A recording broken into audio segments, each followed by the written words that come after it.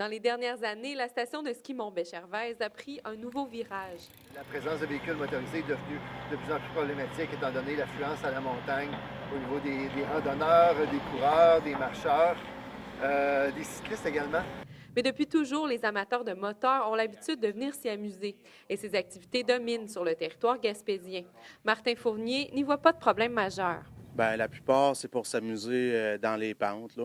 C'est sûr que, tu sais, il y en a toujours une couple dans la gang qui sont pires que les autres, là. Mais normalement, là, nous autres, on a fréquenté ça depuis qu'on est tout petit. Puis on n'a jamais vu rien, là, de vraiment grave, là.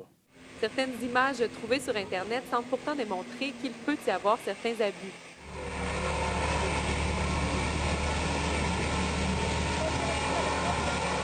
Au fil des ans également, mais on s'est rendu compte que beaucoup de travaux doivent être réalisés à chaque année pour réaménager les pistes suite à de l'érosion créée par des véhicules motorisés.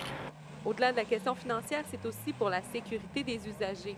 La montagne est assurée comme base de plein air et ne l'est pas si un accident survient avec une motoneige ou un quad. C'est certain qu'on dénonce ça, là, tu sais, jusqu'à un certain point. Il ne faut quand même pas tu sais, capoter avec ça, mais je pense que faut pas que ça se fasse, là. Alors que la côte de Gaspé regorge de montagnes vierges de centres de ski, pourquoi s'en tenir à Béchervaise? C'est surtout parce que c'est facile d'accès.